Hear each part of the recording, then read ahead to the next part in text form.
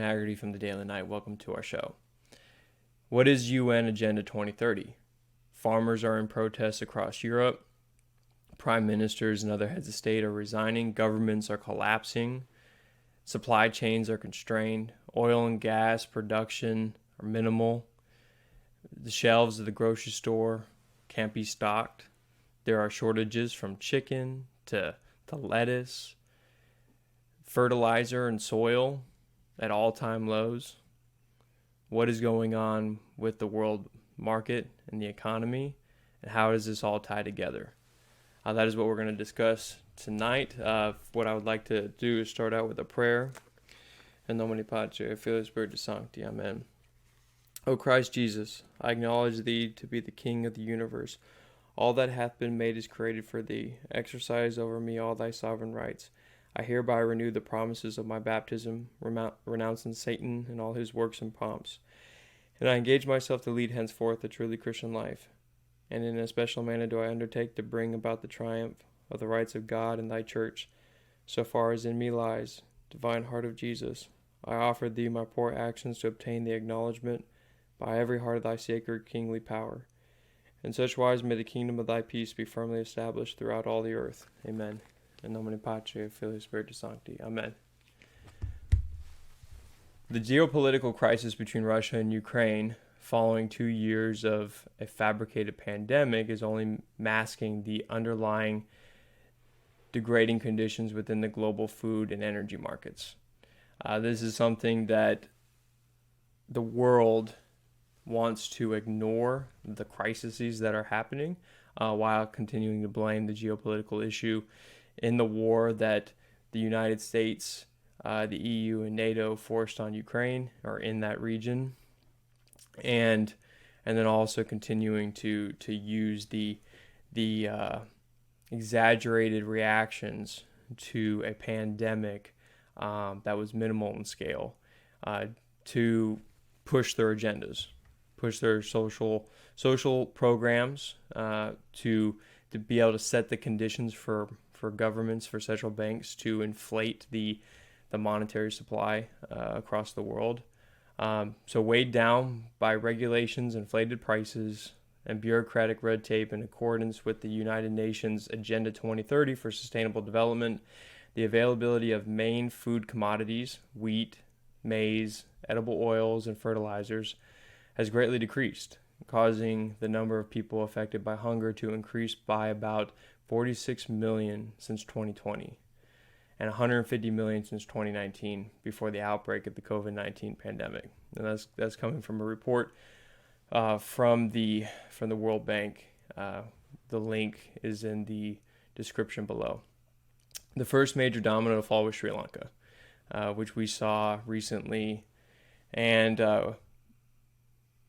its free market was destroyed by Chinese CCP predatory loans, climate change mandates, and UN-led international restrictions to energy and farming sectors. And like I said, this all comes back to Agenda 2030, which we want to dissect here shortly. So just an update. So I already cited the recent report from the World Bank. That update in full also cites as of July 15th, 2020, the agricultural price index is 19% higher compared to January 21. Maize and wheat prices are 15% and 24% higher, respectively, compared to January 2021, while rice prices are about 11% lower. Information from between February and June of 22 shows high inflation in almost all low and middle income countries, 94.1% of low income countries and 88.9% of lower middle income countries and 87% of upper middle income countries have seen inflation levels above 5%. The United States just hit 9.1%, with many experienced double-digit inflation.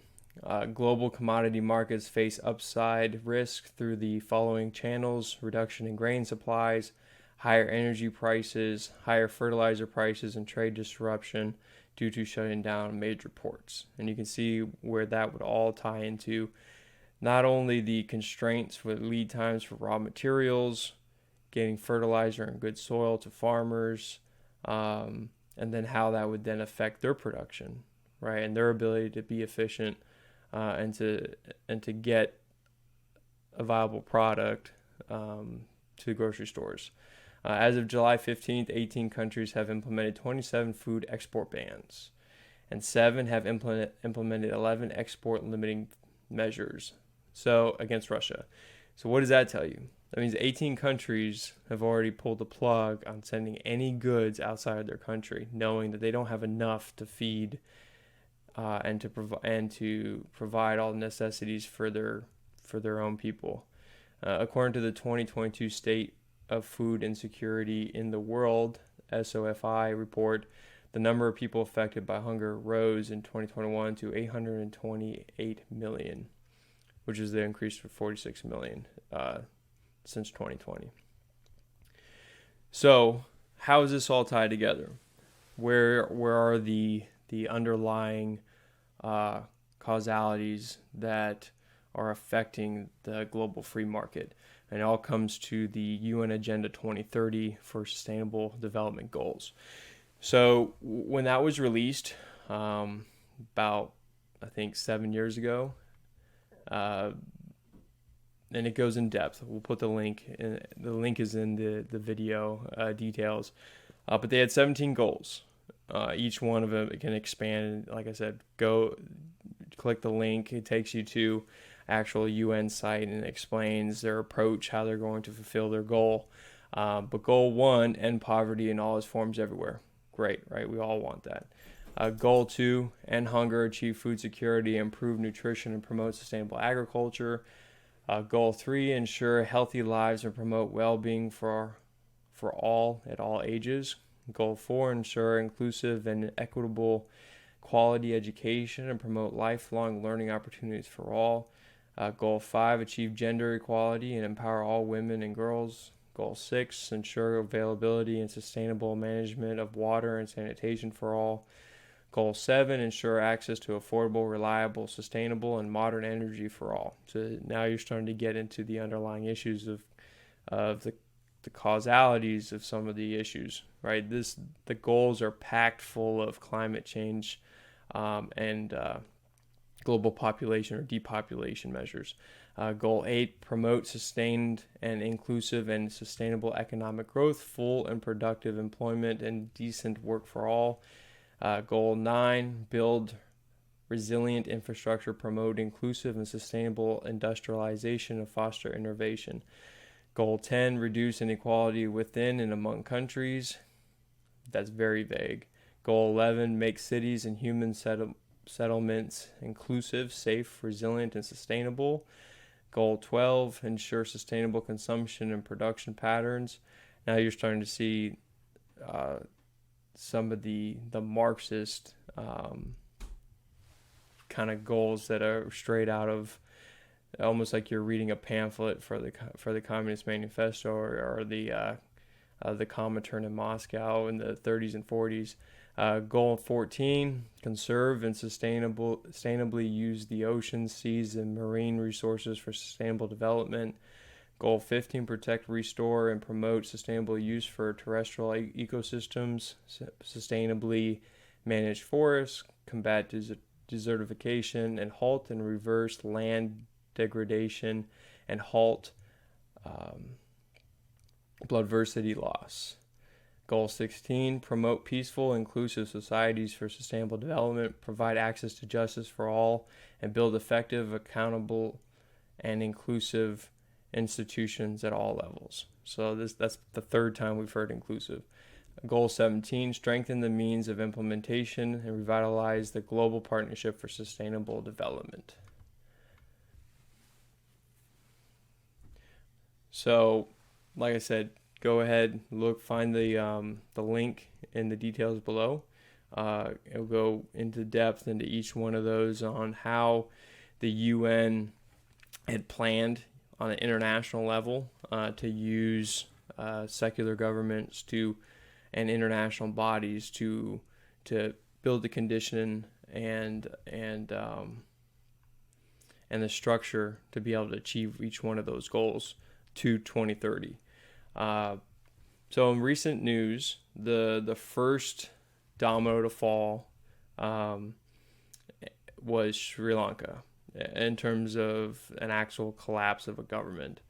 Uh, the Epic Times reported how Sri Lanka's economy had seemingly collapsed overnight in 2022, but the seeds of that collapse and ensuing food shortage had been sown earlier. And the COVID 19 global health crisis had meant that tourism, Sri Lanka's economic mainstay, about 12.6% of its GDP as of 2019, had been wiped out between 2020 and 2022. The former prime minister's younger brother, in May of 21, compounded the problem by instituting a policy to make Sri Lanka as the world's first fully organic farming nation, banning all importation of agrochemicals, including fertilizers and pesticides. The move was ostensibly instituted to address a rise in kidney disease thought to be the result of fertilizer exposure among farmers. But food production plummeted immediately, between 20% and 70%, depending on the crop, severely impacting the local supply of foods and major export crops such as tea. This problem, the loss of local food and export revenues, coupled with a shortage of foreign exchange holdings and predatory loans from the CCP, escalated the country's economic crisis. Farmers make up some 30% of Sri Lankan labor force, and their output for rice, a staple of the local diet, fell between 40 to 50%. You're talking about the main staple for their diet being cut in half during growing season, known as maha. As a result, Sri Lanka imported some 330,000 tons of rice in the first 3 months of 21, compared with the 15,000 tons imported in 2020. By May of 22, the government said that it would reinstate the use of chemical fertilizers and pesticides, but it was too late. Many farmers had left the land or had been bankrupted, and no funds were available to import fertilizers. At the same time, Sri Lanka was forced to default on interest payments on its sovereign debt, much to China. It had run out of cash, and the country faced the reality that it had little food and no reserves of petroleum and other petroleum products. Widespread and rolling power cuts followed. So you start to see a complete unraveling of the entire economy. The forced collapse of Sri Lanka's direct plan to disrupt the economic growth of India, its neighbor, which has developed to be a major competitor to China in labor, commodity, industrial, and technology markets. India also stands as a geopolitical rival to the control of free trade in the Indian Ocean, which links China to the resource-rich Middle East and Eastern Africa. For most people that don't keep an eye on the international movements of China, the Indian Ocean is very, very integral to their future goal. For them to control the next 100 years of the global economy, right, to usurp U.S. dominance. The Pacific is not where they're interested. They want to hunker down. They want to build bases in the Chinese and Southeast China Sea. So, but not actually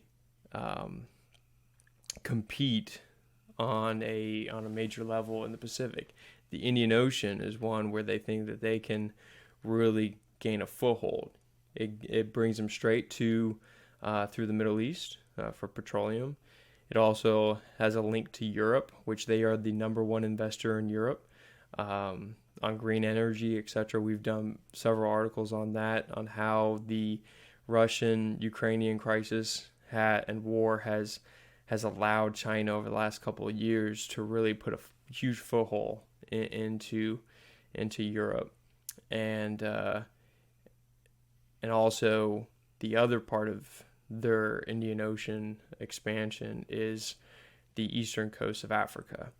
China is the number one investor in deep water ports along the eastern coast of Africa, and also infrastructure into the eastern coast of Africa. They want their future expansion economically on a global scale to be able to harness the natural resources, commodities, and also cheap labor of Eastern Africa. Literally, in a form of modern slavery, slavery is returning to Africa, and it's going to be at the hands of the Chinese.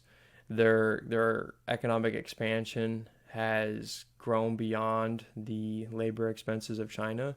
It's grown beyond the labor expenses of Indochina, Thailand, Laos, Vietnam, and to completely bypass India, because with India being a competitor, they're going to go straight to Africa for the next source of natural resources, cheap commodities, and cheap labor.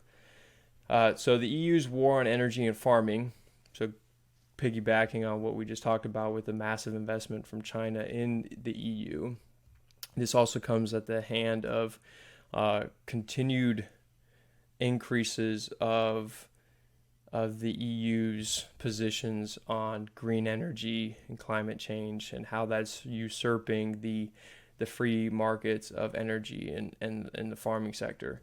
In 2021, The Guardian reported that the dozen draft laws spanning tighter curbs on industrial pollution, higher renewable energy targets, and the goal of planting 3 billion trees are intended to ensure the EU cuts greenhouse gas emissions by 55% by 2030 compared with the levels in 1990. So following up exactly with the UN's Agenda 2030 for Sustainable Development. European food commodity and farming markets have been hindered by the EU Green Deal's levy on polluting imports such as steel, aluminum, and fertilizer. Third one being most important with the current crisis. The deal's carbon border adjustment mechanism has forced foreign companies paying to sell polluting products into the EU, an attempt to protect European firms from being undercut by lightly regulated rivals. Well over half of Europe's fertilizers are imported from Eastern Europe and Asia. I find it ironic with their move. I know that we're focusing on fertilizer right now, but when you go to pollutants, and when you go back to with the Obama administration signing the Paris Climate Accord, everybody lock and center trying to change their emissions to fit the levels of the Paris Climate Accord, except for a lot of the EU companies, and specifically German companies. And the German government and Volkswagen completely acknowledging the fact in court, several have jail terms on how they falsified the performance of their vehicles to lie on an emissions test and make it look like they were not emitting as much. Mercedes, Volkswagen, all these companies did it, and the government was fully aware of it. So it's funny how they make these regulations, red tape, all for a political agenda of this, climate change, when in fact they're really usurping the free market. They're trying to get a competitive advantage, knowing that, okay, you're going to sign this agreement, you're going to hold to it, but we're not. That's what socialists do. And so obviously with this fertilizer crisis, there's definitely something nefarious in one party at least.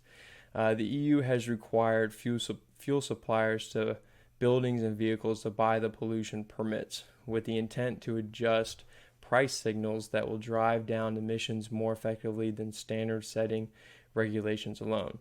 So by increasing their cost, putting all these permits in, they know that they're going to have to raise their prices for the consumer. They're hoping that alone will have a bigger effect than just standalone regulations.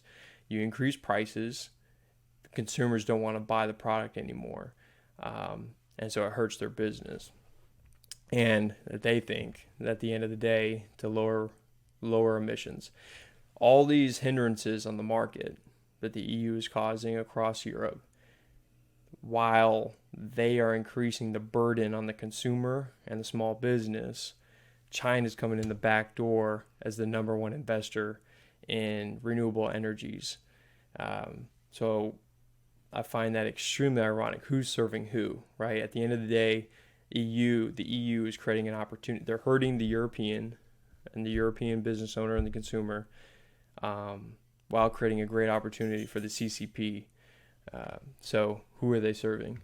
Furthermore, a cap and trade system for these sectors, which together account for more than half of the EU's emissions, could send consumer energy bills soaring, adding to energy poverty and public protests. The Commission has said this outcome could be avoided given its proposed social climate fund with 72.2 billion euros, about 61.4 billion pounds, earmarked from the EU budget over 7 years. The social climate fund would be used for energy efficiency improvements in homes and as a help to drivers switching to green vehicles. National governments would be required to pay into the fund and organize the programs. This is not an EU cash machine, end quote, said a senior EU official, which is erroneous. That's exactly what it is. They are trying, knowing that there's going to be a huge pushback on these permits. They're going to create another avenue to where they can confiscate more money from each European government to create this $72.2 billion or billion euro fund, just to push their social climate agenda. The recent logistics and freight bottlenecks was also greatly caused by the EU's climate change mandates. Ships larger than 5,000 tons docking at EU ports to be required to buy pollution permits under the emission system. Fuel suppliers to airports and ports have been mandated to use sustainable fuels. So this whole permitting scenario, this process has slowed down efficiencies. So I wouldn't doubt when you're seeing ships lined up at port not being allowed in, it has to do something. At least if it's a small factor, it's still there. It has to be a factor in slowing down the efficiencies of these ports to get ships in, unloaded in a timely manner. Other mandates, the EU acquiring 40% of its energy from renewable sources by 2030 and upgrade to the current 32% target. EU member states to be given binding targets to boost energy efficiency with the aim of renovating 3% of their public buildings each year. Reduce emissions for new cars by 55% by 2030 and 100% by 2035. So, spelling the end to petrol and diesel-powered vehicles. That's a huge one. By 2023, to completely get them off the road. Requirement for governments to accelerate installation of charging or refueling facilities for non-fossil fuel cars, with a target of electrical charging points every 60 kilometers and hydrogen fueling every 150 kilometers on EU roads. That's a huge endeavor, and China is the biggest investor. Switching gears, so we talked about Sri Lanka, we talked about China, we've talked about the EU. What's going on in the Western Hemisphere? Ecuador is the next domino to fall. Ecuador is our Sri Lanka. If Ecuador falls, it can start a huge chain reaction across South America in affecting other countries that are already unstable and go right up South America. If you don't think that this is strategically designed to affect a weakened border in the United States, you're greatly naive and mistaken. The recent resignations of the heads of state of Sri Lanka, the United Kingdom, Italy, and Estonia point to further unrest, degrading market conditions, geopolitical turmoil, and dissolved governments. Is Ecuador the next domino to fall? I think it is. Last month, The Guardian reported that violent protests against the economic policies of Ecuador's President Lasso have paralyzed the country's capital and other regions, but the government on Wednesday, so this is back when this was first written by the Daily Knight, rejected their conditions for dialogue. Quito experienced food and fuel shortages after 10 days of demonstrations in which protesters at times had clashed with police, so fighting in the streets. After officials rejected the conditions for negotiations, the United States government issued an advisory urging travelers to reconsider visiting the country due to civil unrest and crime. The demonstrations, led primarily by the indigenous organization Kane, began on 14 June to demand that gasoline prices be cut by 45 cents a gallon to $2.10, price controls for agricultural products, and a larger budget for education. The protests began with peaceful roadblocks, but levels of violence have eventually escalated in parts of the country, including the capital, prompting conservative ex-banker Lassa to decree a state of exemption in 6 provinces. The protests, longer lasting and larger than marches over fuel prices in October last year, had tested Lassa's ability to restart the country's economy and kickstart employment. Any collapse to Ecuador's government and free market will spill over to neighboring countries, many of which, Colombia and Venezuela, are unstable. Such instability will only cascade up through Latin America and add another variable to the worsening border crisis in the United States. So while this is going on, we've seen now protests begin in Europe, starting with the Netherlands. From Denmark to the Netherlands, you've seen confiscation of farmland. You've seen the regulations and hindrances of farmers' ability to really be successful at what they do. We've seen the shortages in fertilizers. We've seen the regulations, and from the EU 2030 agenda that goes along with the United Nations. So first in the Netherlands, farmers across Europe had begun to revolt against the climate control mandates of the EU and the UN Agenda 2030. Farmers filled the streets, highways, and city squares in the Netherlands with their tractors and harvesters, and are now motivating other farmers to coalesce in European cities like Milan, Italy. I've just seen videos of more farmers in their combines and harvesters and tractors lining up in Germany to drive to the Netherlands to join the fellow farmers there in the Netherlands. The Epoch Times recently reported that Dutch farmers' protests have drawn the world's attention, which they have. According to Dutch political commentator, I'm not going to butcher the name, Ava, the government's climate policy, which caused widespread protests, follows a communist agenda of the global elites. And we've seen this in our own backyard with the trucker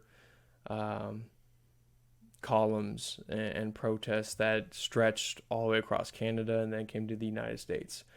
It's communism to the T, as she told the Epoch Times sister NTD on July 7th. If the state comes in and says, I'm going to take away your property for so-called greater good, I don't know what could be more essential to communism than that. So hinting to the confiscations. The Dutch government has planned for years to drastically cut emissions of nitrogen and ammonia, which are produced by livestock, to meet the European Union's climate goals. So this goes into the whole idea to reduce the number of livestock because of methane and other gases. On June 10th, the coalition government announced a national and area-specific plan for curbing nitrogen greenhouse gas emissions. Some parts of the country would have to slash those emissions by 70 or even 95%. That's insane. The protests culminated after the announcement. More and more farmers joined the protests, blocking highways and food distribution centers, and plans to protest at some airports. The nitrogen law is really the straw that breaks the camel's back. They've been subjected to so many insane regulations that have caused them to have to reorganize their entire farms over and over and over again, to now finally sometimes be completely shut down. You're talking about people's livelihood. You're talking about generations and generations of farmers, and this is how they provided for their families. This is how they provided for their communities, for the greater society, right? Helping feed people, helping feed all the Netherlands and the Dutch, helping export their products to feed other people in Europe and outside of Europe. And you're going to just shut that down? Sorry, you need to find another way to protect and support, provide for your family. No, you can't tell somebody to do that. That's lawfully and legally providing for their family. To tell them to shut down and to find another way to provide, that's insane. And so some farmers have sadly committed suicide because of these restrictions. That's horrible. Dutch ministers called the proposal an unavoidable transition and warned that farmers might have to face the prospect of shutting their businesses. Unavoidable transition. The honest message is that not all farmers can continue their businesses. Many of them have to shut down, and many have by the end of June. So in July, they're unemployed. They have no way to support their families. The government also didn't rule out the possibility of expropriating land from farmers who don't comply, which is the confiscations, right? They just don't want to call it that. Expropriation, to now find a different use for that land, that it's now belongs to the state. Every socialist and communist government has done this, right? To usurp the free market, to usurp the right of law-abiding citizens, men and women, to have the responsibility to support, protect, and provide for themselves and for their family as they see fit, right, within the confines of the law. But to them, no, the state determines what that is. And your right to own property and to use that property, no, the state determines what you can use and how you can use it. This is a communist government and it must be overthrown. Bar none. It is usurping the rights of good men and women that only want to provide for their families. That is not a government that represents its people, nor has its best interests in mind. So the 2030 agenda in the EU, the comments go on to say it's so communist. It's being done on a global scale because this is part of a bigger agenda than just the agenda of the Dutch government, because it supports the EU's position. It supports the China position for them to usurp the EU and come in through the back door as the number one investor. And it supports the UN's 2030 agenda. They are following an agenda called the 2030 agenda, as I said. These are restrictions and climate regulations that are imposed all over the world. In September 2015, the UN General Assembly adopted the 2030 Agenda for Sustainable Development. The agenda has 17 goals that we went through earlier in the video, including promoting sustainable agriculture, sustainable energy, sustainable industrialization, sustainable consumption and production, and more. The Dutch government called the 17 goals guiding principles of Dutch policy.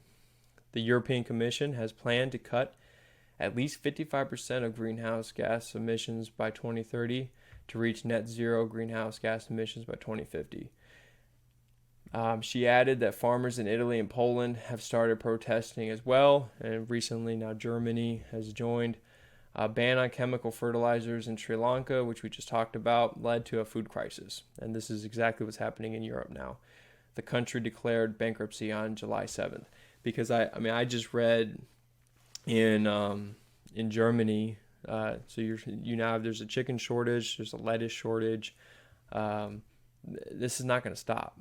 This is going to keep going as long as these regulations continue to hinder the free market and farmers, their ability to produce. Last April, President Joe Biden, he is not president, the usurper in the White House also pledged a 50 to 52% reduction from 2005 levels in greenhouse gas pollution in 2030.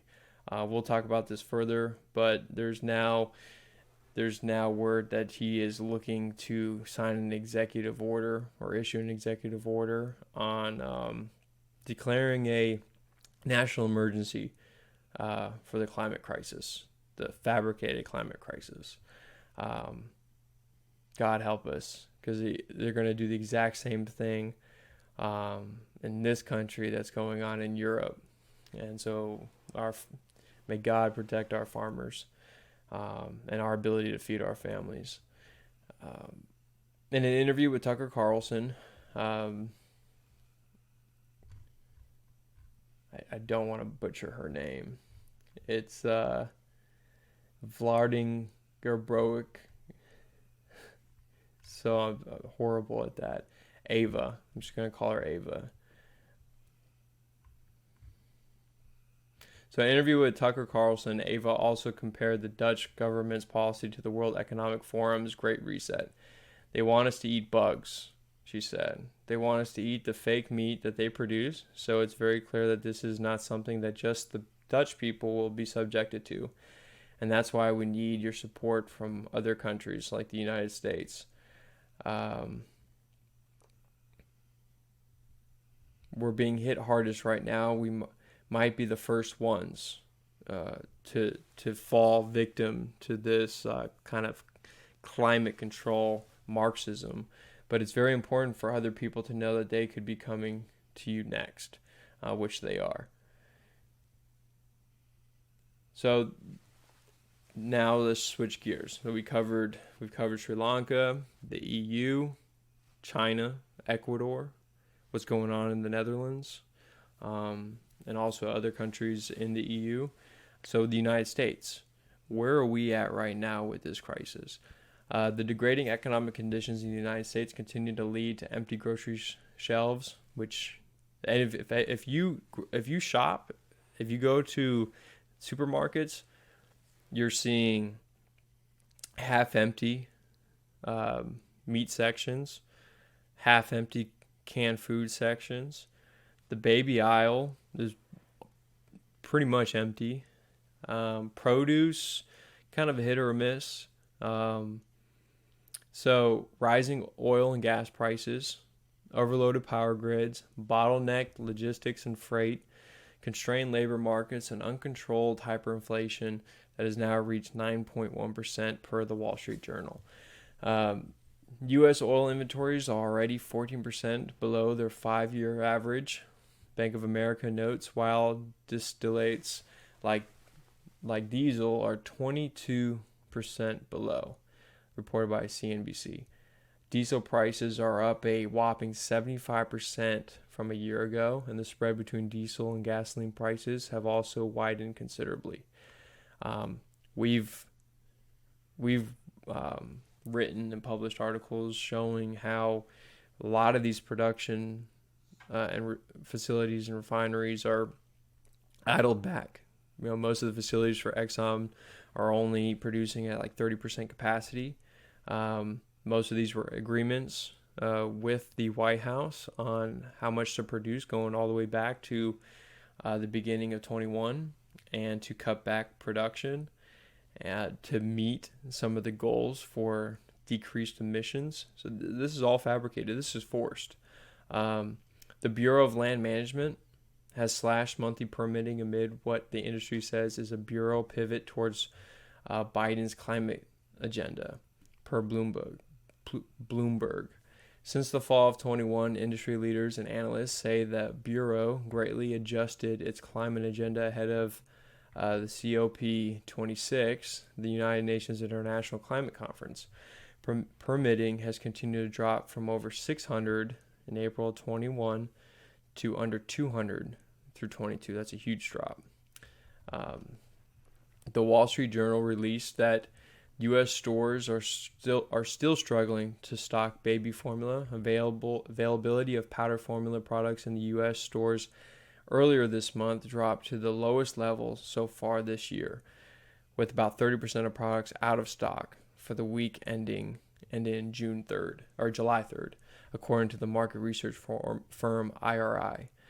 While availability improved slightly last week, out-of-stock levels remain higher than in recent months, and shortages remain acute in states including Alaska, Utah, Wyoming. According to Yahoo Finance, the Electric Reliability Council of Texas, as the operator is formerly known, called for 2,890 hours of RUC system-wide in the first half of this year. That's more than triple the 801 hours in the first half of 21, according to data from ERCOT's independent market monitor provided by Richmond. For all 2020, there were 224 RUC hours. Furthermore, Peter Lake, chairman of the Public Utility Commission of Texas, said at a June 22 hearing, 6 times when the grid otherwise would have been on the brink of rolling blackouts.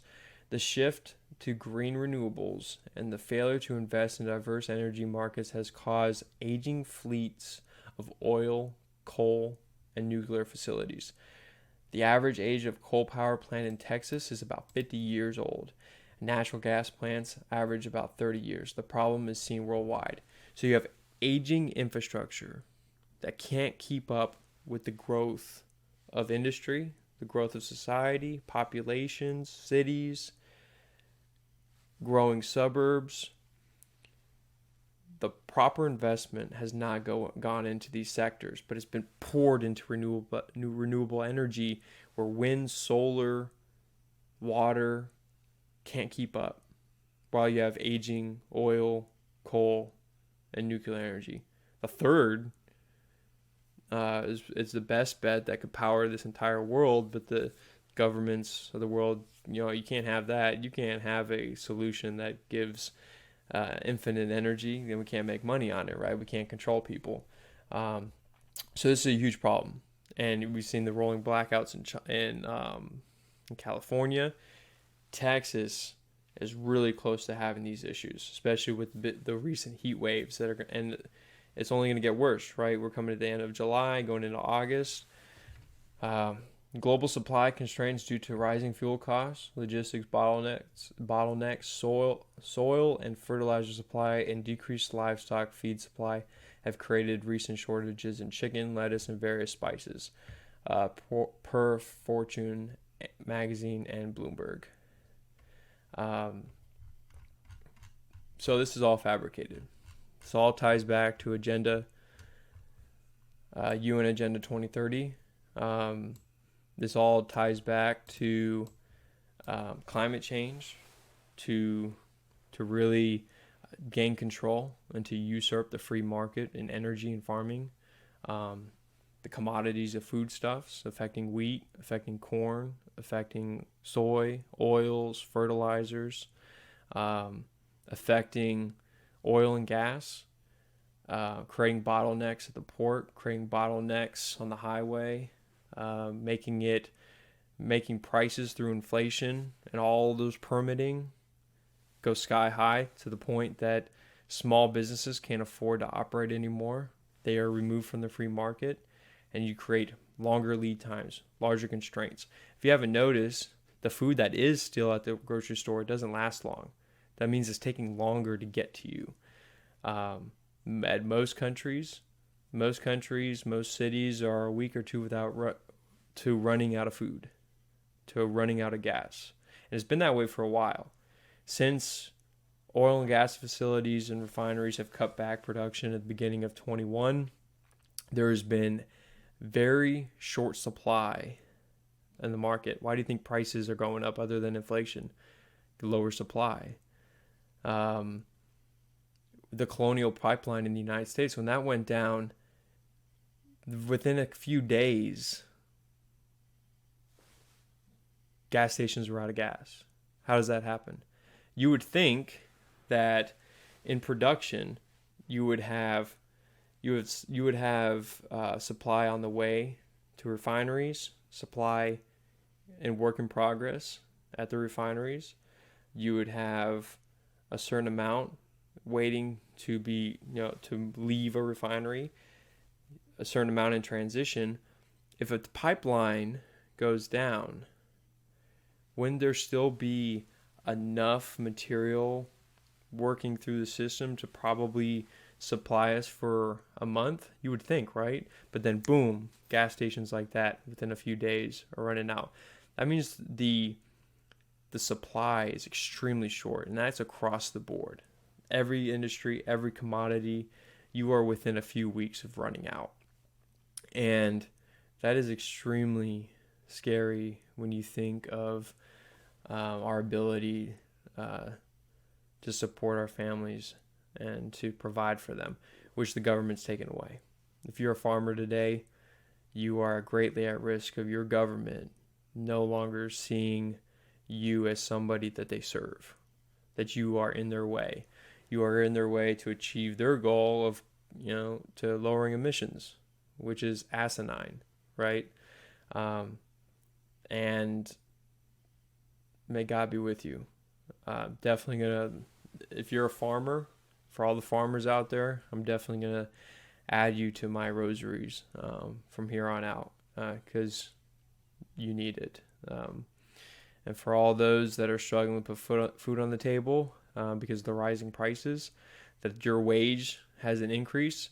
If you're lower class, if you're middle class, this is why the confiscation of wealth through inflation hits the middle class and the lower class the hardest, because it is their wages that don't increase that often, right? And it's those businesses that they work for that don't normally add, an annual increase of cost of living, right, to their wages or salaries. So you have people that are still making what they were making 2, 3, 4, 5 years ago, and inflation's at 9.1%. Still with the same wage, bringing home the same check weekly, bi-weekly that they were 3, 4, 5 years ago, when they were paying for $2 gas, when they were going to the grocery store and only spending $500-$600 a month, right, depending on the size of your family. That same check, they're having to pay probably a rent or a mortgage that's increased 25, 30, 40%. They're paying for gas that's doubled. They're paying for utilities that have probably gone up 30, 40%. And they're paying for groceries that have, in some cases, doubled. So that $400, $500, $600 a month is now $8,000, $9,000 a month. So these are the people that are being hurt. These are the people that the government's knee is on their neck, that are worrying every night about, are their kids going to go hungry? Are they going to be able to keep providing? And the government wants to take that away, especially for farmers. And so we'll leave it there. This is something that I definitely want to keep getting into, doing more analysis, uncovering more of what the United Nations is doing, how they're pushing these 17 goals of their Agenda 2030 for sustainable development, how the EU is going along with it. The United States so the Supreme Court ruled that the federal government cannot impose such regulations. So pretty much killing the Green New Deal. But this administration, this usurper administration, is hell-bent to keep up with the accomplishments, if you will, the revolutionary accomplishments of the EU, and expect an executive order to come out of that office here shortly and declare this so-called national catastrophe or for climate change. And definitely to continue to dig and to show how China is pushing it, how China is using this to really usurp free markets, to become the largest investor in renewable energy, while those governments are hurting their people and giving an opportunity to the CCP, and keeping an eye out for other countries. What's the next to fall? because Sri Lanka is not the only one. Is it going to spill into India? Is it going to spill into Indochina? Is this a problem that's going to spill through Africa, even though people don't care about what's going on in Africa? I mean, you have a genocide against Catholics in Nigeria that's been going on for 10 years, but no one cares. What's going to happen with Ecuador? Is that going to spill into Colombia, into Venezuela, up through Latin America, and continue to put pressures on the United States' southern border? These are all things that we at the Daily Night will continue to keep a look for and to do our analysis to show as this Agenda 2030 unfolds. What does this mean to you? How is this hurting your ability to provide for your families and to protect and to support them? I'd like to finish with a prayer. In nomine Patri, Filii, Spiritus Sancti. Amen. O most sacred, most loving heart of Jesus, thou art concealed in the Holy Eucharist, and thou beatest for us still. Now as then thou sayest, Desidero desideravi, with desire I have desired.